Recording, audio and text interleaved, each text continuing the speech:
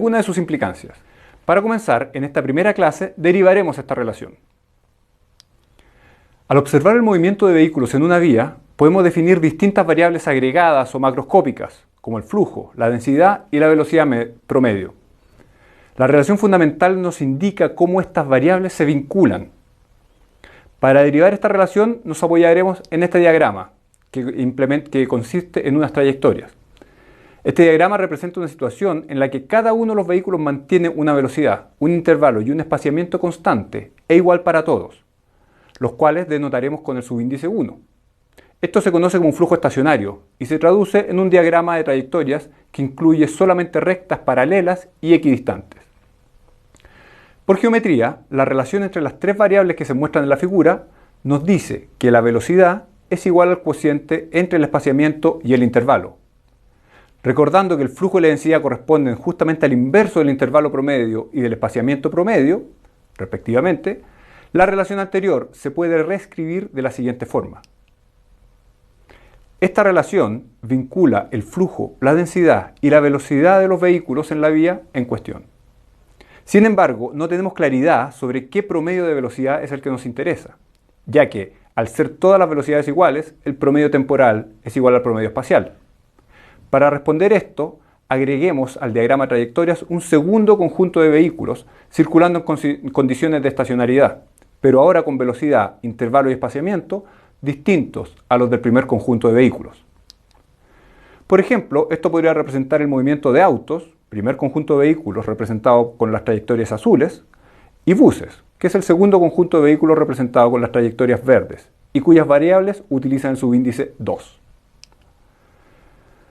Claramente, la relación que derivamos para el conjunto de vehículos 1 también se cumplirá para el conjunto de vehículos 2. Dado ahora que el flujo y la densidad son variables aditivas, el flujo total y la densidad total, es decir, considerando a ambos conjuntos de vehículos, corresponden a la suma de la respectiva variable para ambos conjuntos. Por lo tanto, al sumar Q1 más Q2, obtenemos la siguiente expresión para el flujo Q. Si ahora dividimos ambos lados de la expresión anterior por la densidad total K, obtenemos la siguiente expresión. Dado que la densidad total K corresponde a la suma de K sub 1 más K sub 2, vemos que este término del lado derecho corresponde al promedio de las velocidades de cada conjunto de vehículos, ponderadas por la densidad de cada conjunto de vehículos. Y esto es justamente lo que en la primera semana nosotros definimos como la velocidad media espacial. Así llegamos a demostrar la siguiente relación. Notar que esta demostración se puede extender para considerar múltiples conjuntos de vehículos con distinta velocidad, intervalo y espaciamiento. Esta última expresión corresponde a la relación fundamental del tráfico, que indica que el flujo en una vía es igual al producto entre la densidad y la velocidad media espacial. Es decir, vincula estas tres variables agregadas o macroscópicas que ya definimos anteriormente. En palabras sencillas, esta relación nos indica que para observar vehículos pasar por un punto dado, es necesario tener vehículos, densidad, y que esos vehículos se muevan, velocidad. Si alguna de estas variables es cero, no será posible observar el paso de vehículos por un punto dado, independiente del valor de la otra variable. Diremos sobre las posibles relaciones que pueden darse entre dos de estas tres variables. Esto nos llevará a presentar lo que se conoce como el diagrama fundamental de tráfico. Dada la relación fundamental de tráfico, si las tres variables involucradas fueran independientes entre sí, la forma de lograr el flujo máximo sería buscar que los vehículos circulen lo más cerca posible en el espacio, a fin de maximizar la densidad, y a la mayor velocidad que puedan. Sin embargo, este comportamiento no surge de manera espontánea entre los conductores, ya que el intervalo, espaciamiento y velocidad que un conductor decide mantener son variables que están relacionadas entre sí. Por ejemplo, ¿usted estaría dispuesto a circular a 100 km por hora y mantener un espaciamiento de 5 metros con el vehículo que lo antecede? Probablemente no. Para esa velocidad de circulación, usted optaría por mantener un espaciamiento bastante mayor, lo que se traduce en una menor densidad. Es esperable que tanto usted como los demás conductores se comporten de forma similar ante situaciones similares. De hecho, empíricamente se ha verificado que de forma espontánea los conductores ajustan su velocidad de acuerdo al espaciamiento que mantienen con el vehículo que los antecede. Es interesante notar que esto no necesariamente ocurriría en un lugar donde todos los vehículos son autónomos y por lo tanto pueden hablar entre ellos. En ese caso, el vehículo que sigue a otro podría seguirlo muy de cerca y a alta velocidad, ya que estaría en condiciones de reaccionar a tiempo ante cambios de velocidad del vehículo líder. Por simplicidad, usualmente se asume que la densidad, vinculada al espaciamiento, es la variable independiente y que los conductores ajustan su velocidad dependiendo de esa variable. Lo anterior se traduce en que para una determinada densidad, los conductores adoptarán una determinada velocidad. Es decir, existe una relación entre la densidad y la velocidad. Pensemos entonces ahora cómo debiera ser esta relación entre estas variables, la cual denotaremos por B de K. Para esto imaginemos una vía circular en la cual circulan vehículos representados por los círculos de color verde que se ven en la figura. Como enunciamos recién, es esperable observar una relación inversa entre densidad y velocidad. Es decir, a mayor densidad, menor espaciamiento por lo tanto, menor va a ser la velocidad de circulación de los vehículos. De hecho, si la densidad es muy baja, prácticamente cero como lo intenta representar la figura, es esperable que la velocidad de los vehículos alcance su mayor valor posible, el cual conocemos como la velocidad de flujo libre o V sub F. Por otro lado, la densidad tiene un máximo, la cual se conoce como densidad de taco y se denota por K sub J. Esta densidad de taco se logra cuando los vehículos están lo más cerca posible uno de otro y completamente detenidos, es decir, velocidad igual a cero, lo que se representa en la figura de más abajo. Esta situación es la que ocurre, por ejemplo, en la cola que se forma durante la luz roja de un semáforo. Estos dos puntos del gráfico los podemos ubicar en un diagrama donde la densidad se ubica en el eje horizontal y la velocidad en el eje vertical. Si bien sabemos que esta relación siempre será no creciente, la forma particular en cómo se conectan estos dos puntos dependerá de la vía bajo estudio, ya que los puntos en ella definen los estados de tráfico posibles de observar en ella. Dada la relación entre la velocidad y la densidad, V de K, la relación fundamental de tráfico se puede reescribir de esta forma. Veamos ahora cómo se ve esta función Q de K en un diagrama que relaciona el flujo con la densidad K. Para esto, identifiquemos primero dónde se puede ver el flujo en este diagrama V de K. Supongamos una relación de esta forma. Para un punto cualquiera sobre esta curva, por ejemplo, este punto, que corresponde a una densidad K de 1 y una velocidad media V sub 1, el flujo, que es el producto entre densidad y velocidad, corresponde al área del rectángulo que se forma con ese punto como vértice, tal como lo mostramos en la figura. Con esto, es posible ver que para valores de K pequeños, el flujo también es pequeño. Y a medida que el punto se mueve hacia la derecha de la pantalla, es decir, aumenta la densidad K, el flujo también crece. Por el otro lado, cuando K alcanza su máximo valor K sub J, el flujo también es cero, ya que la velocidad es cero. Sin embargo, a medida que el punto se mueve hacia la izquierda en este caso, es decir, disminuye la densidad K, el flujo crece. Por lo tanto, existe un valor intermedio de la densidad, el cual se conoce como densidad crítica, denotado por K sub C, para el cual este valor del flujo es el máximo. Empíricamente se ha visto que el valor de Kc se encuentra usualmente entre un sexto y un cuarto del valor de K sub J. Así, la relación Q de K se comporta aproximadamente de esta forma, en donde el flujo se muestra en el eje vertical. Ahora el flujo aumenta a medida que la densidad aumenta. Sin embargo, esto ocurre hasta un punto en que se alcanza el máximo valor del flujo. Luego de este punto, un aumento en la densidad genera cada vez un menor flujo.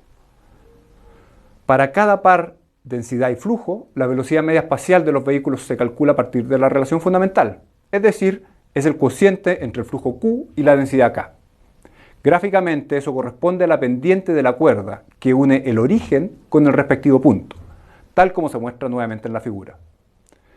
Podemos ver entonces que la relación inversa entre la densidad y la velocidad, donde una mayor densidad se asocia a una menor velocidad, es la que hace especial la relación fundamental de tráfico, que derivamos en la clase pasada, ya que eso nos indica que el máximo valor del flujo no se logra necesariamente con la máxima velocidad ni con la máxima densidad, sino que se logra cuando esas dos variables se relacionan de tal forma que su producto se maximiza. La función Q de K y su representación gráfica es lo que se conoce como el diagrama fundamental de tráfico.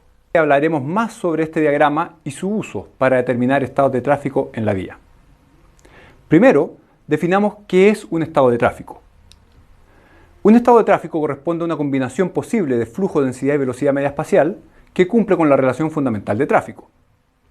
Cuando se define una cierta relación Q de K para una determinada vía, se está asumiendo que solo los puntos sobre esta curva Q de K definen los posibles estados de tráfico estacionarios que se pueden observar en esa vía, como por ejemplo este limitado número de puntos que se muestran en la figura.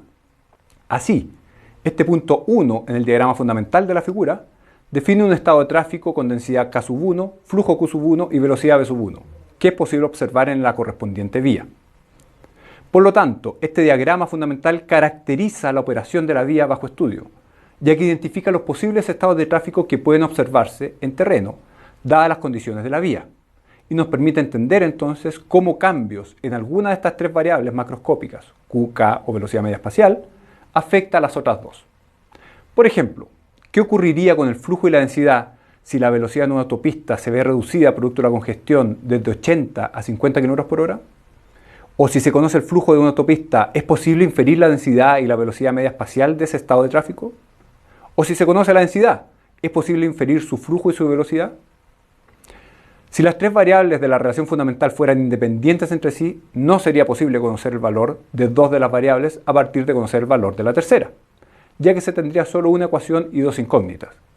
Sin embargo, el diagrama fundamental nos entrega la relación que existe entre estas variables. Para ver mejor esto, miremos las relaciones de a pares entre las tres variables macroscópicas. Este primer gráfico muestra la relación V de K. Este segundo gráfico muestra la relación Q de K. Y este tercer gráfico representa la relación V de K. Focalicemos el análisis por ahora en la relación Q de K. Podemos ver que dada la convexidad del diagrama fundamental, no es posible obtener información de la densidad o de la velocidad media espacial solamente a partir del flujo, ya que un mismo valor del flujo puede definir dos estados de tráfico muy distintos. Por ejemplo, en la figura, el flujo relativamente bajo que llamamos Q, puede explicarse por una baja demanda que permite a los vehículos circular a velocidad V1 muy alta, pero muy separados entre sí, valor bajo de K1. O puede ser bajo porque existe congestión, es decir, una cola, que obliga a los vehículos a circular a velocidad baja V2 y muy cerca unos de otros, K2 grande. Por lo tanto, el flujo por sí solo no es indicador de presencia o ausencia de congestión. Este mensaje es muy importante de tener presente. Si conocemos solo la velocidad media espacial, la situación puede ser un poco mejor. Veamos ahora la relación entre V y K. Si cada valor de velocidad se asocia a un solo valor de densidad, como se ve en este gráfico V de K, la velocidad en sí sola permite identificar perfectamente el estado de tráfico imperante en la vía. Sin embargo, y como veremos en las próximas clases, en algunas vías la relación VK no es monótonamente decreciente, sino que mantiene constante la velocidad para un rango de densidades bajas. En este caso, ese particular valor de la velocidad media espacial, que coincide con la velocidad flujo libre V sub F, genera más de un estado de tráfico, por lo que no sería suficiente para definir unívocamente un determinado estado de tráfico. Finalmente, si volvemos al diagrama QK, podemos ver que cada valor de densidad tiene asociado solo un valor de flujo. Con esto es posible identificar perfectamente el estado de tráfico imperante en la vía a partir de esta variable.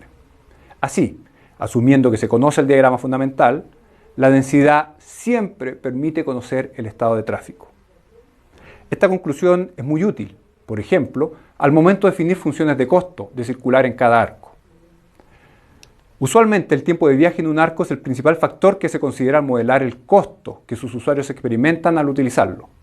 Este tiempo de viaje no es constante, sino que depende del estado de tráfico imperante en el arco. Como cada valor de la densidad define un único estado de tráfico, cada valor de densidad definirá a su vez un único valor para el tiempo de viaje. Lo anterior no ocurre con el flujo, ya que cada valor de flujo se asocia con dos estados de tráfico y por lo tanto dos valores de tiempo de viaje bien distintos.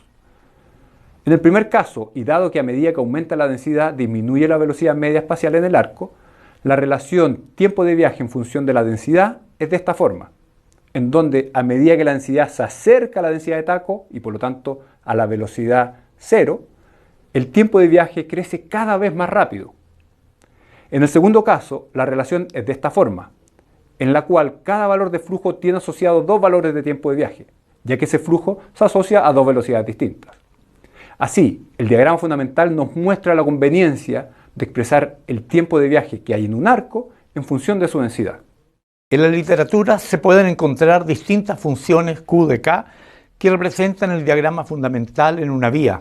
algunos de ellos derivados a partir de datos y otros a partir de un análisis más teórico. En esta clase presentaremos algunas de estas funciones o modelos que se han reportado en la literatura. El primer modelo propuesto, obviamente, corresponde al trabajo realizado en 1934 por Greenshields, en el cual ajusta una relación lineal a datos de densidad y velocidad recolectados en terreno, como se ve en la figura. La relación matemática se puede conocer a partir de las condiciones de borde, es decir, los dos puntos extremos de esta relación, llegando a esta expresión, donde B sub f es la velocidad de flujo libre, que algunos llaman velocidad libre, y K sub j es la densidad de taco. Por lo tanto, el diagrama fundamental lo obtenemos al multiplicar la función anterior por la densidad K, obteniendo esta expresión. Gráficamente, el diagrama fundamental corresponde a una parábola como la que se muestra en la figura. Derivando la expresión Q función de K e igualando a 0, podemos conocer la densidad y velocidad crítica, es decir, aquella que generan el flujo máximo, y por lo tanto este último valor también. En este caso, la densidad crítica y la velocidad crítica corresponden a la mitad de la densidad de taco y velocidad de flujo libre, respectivamente. Así, el flujo máximo viene dado por esta expresión. En la práctica, esta no es una relación que ajuste bien a los datos recogidos en terreno, tanto por su forma como por sus valores. El interés en esta relación es principalmente teórico, ya que corresponde a una función continua y diferenciable en todo su dominio de interés, lo que la hace atractiva para análisis matemático. Otro modelo corresponde al desarrollado por Greenberg en 1959, quien deriva una relación entre velocidad media espacial y densidad a partir de una analogía entre el comportamiento de un flujo de vehículos en una vía con el comportamiento de un fluido en una tubería. La expresión propuesta es la siguiente, donde B sub c corresponde a la velocidad crítica. Esto genera una relación Q función de K del siguiente tipo.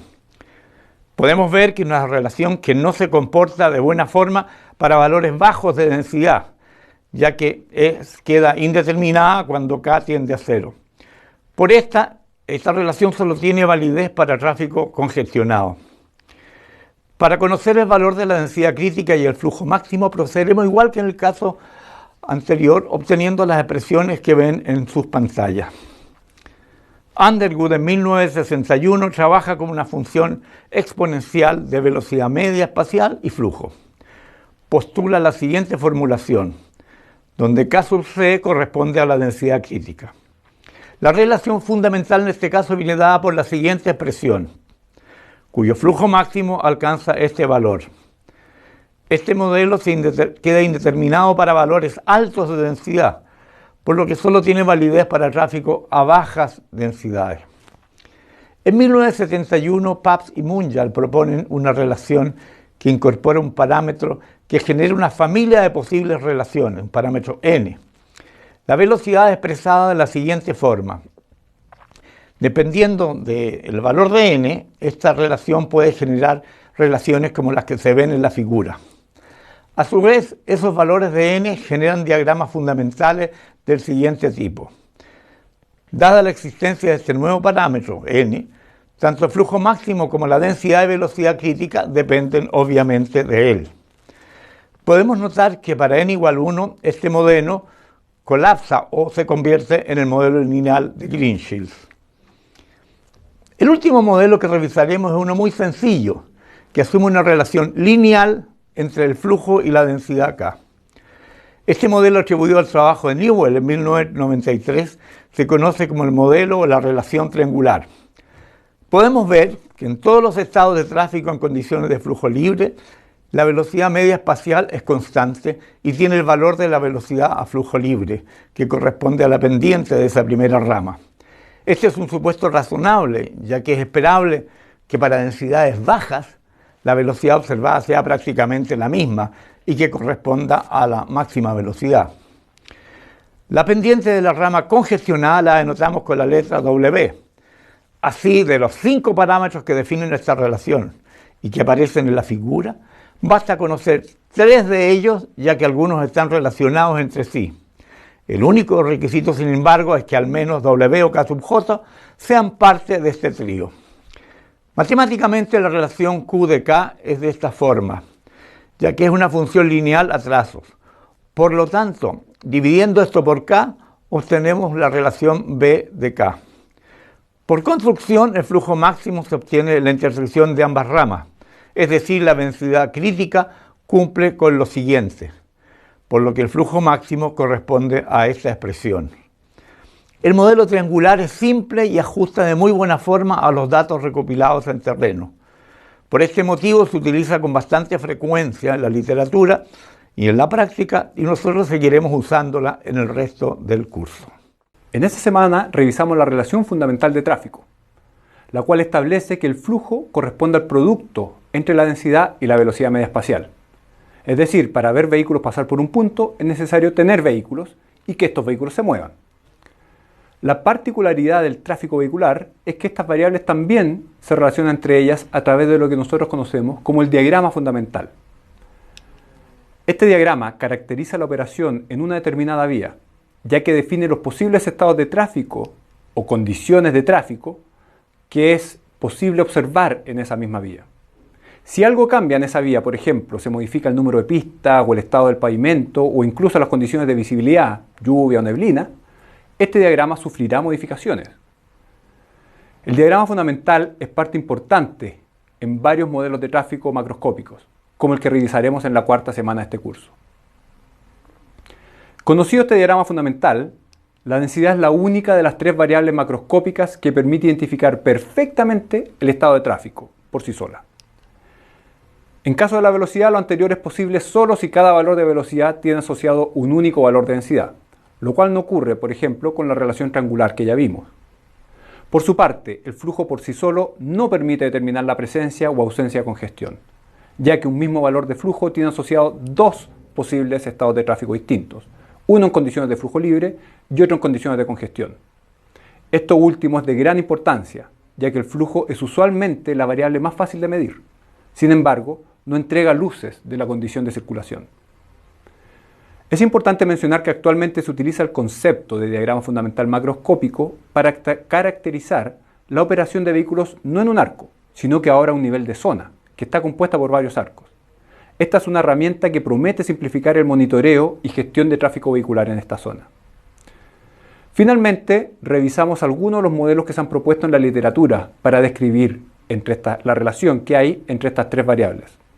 De todos los modelos presentados, el diagrama triangular representa de forma realista y sencilla lo que muchos de los datos recogidos en terreno nos dicen. Por este motivo es bastante utilizado en la práctica. Sin embargo, el modelo más apropiado depende de cada situación. Para esto es necesario recoger datos y con esa información determinar cuál modelo podría representar mejor los datos que se muestran. Con lo visto en este capítulo, entonces, ya tenemos las herramientas para caracterizar la operación de vehículos en un arco de la red. En la siguiente semana nos enfocaremos en la operación de vehículos en los puntos donde confluyen 2 o más arcos en una red, es decir, las intersecciones.